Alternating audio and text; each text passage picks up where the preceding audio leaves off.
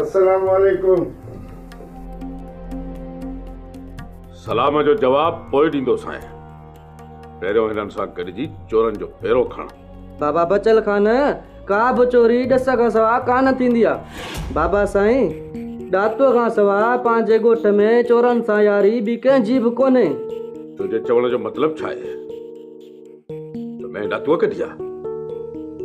पर मां चवां थो मैं ॾातूअ नाहे कढी। चोरनि मथां कहिड़ो एतबार साईं? भाऊ छा थियो अथव? सॼो राॼ ॿुधी छॾे जे ॾातूअ मथां मास्तर शफ़न जी में साबित थिए न त बचल खान मास्तर शफ़न खे 10 में भराए ॾींदो। बचल खान ॾातू ॾाइण कोन्हे जो मुंहिंजे घर जो लोड़ो लताड़ींदो ऐं मुंहिंजे बचनि जो खीर खसींदो। ॾातू बराबरि चोर आहे, जिते बि मिलंदो आहे मुंहिंजी इज़त कंदो आहे। अस्सलाम वालेकुम।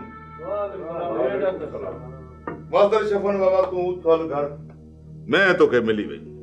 मां पंहिंजी में तुंहिंजे किले ते ॿधी आयो आहियां। अधड़ोट वछेर थी अधड़ोट 10 किलो खीर वेले ते ॾिए थी ऐं जे ॿियो पेट वियाई न अखियूं बूटे अधु मण खीर जो ॾिनी। ॾातू मास्तर वारी मेह मोटंदी या न, मूंखे सिर्फ़ इहो ॿुधाए। बचल खान बाबा मोटण लाइ त मोटंदी पर मोटाईंदुसि कोन। ॾिस ॾातू, ही इज़त जो मसलो आहे। मैं मोटाइणी आहे। बचल खान बाबा भरे बंदूक मुझे सीने में ठोक, पर मैं जे लाइ मां चोरनि खे न चवंदुसि। छो त जेको चवणो हुयो मूंखे चोरनि खे उहो मां चई चुकियुसि। तव्हांखे चोरनि जी ख़बर आहे छा? हा, शिकिल मां त सुञाणनि थो, बाक़ी इहा ख़बर पहिरें मां पवंदी त आहिनि कहिड़े ॻोठ जा। ॾातू खान 10 महीना लॻी वञनि या 10 ॾींहं, पर हिकिड़ो भेरो पीराणे खे पेर ॾेखार।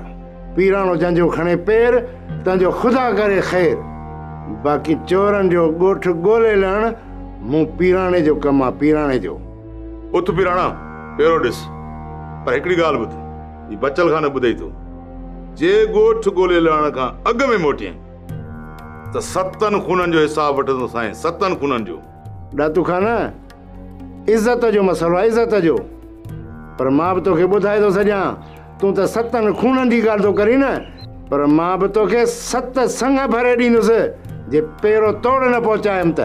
ओए हा शइ, तूं रुगो पेरो पुॼाए, पोइ चोर ॼाणनि ॾातू ॼाणे। बचल खान खां पोइ तूं बि विच में न अचिजांइ।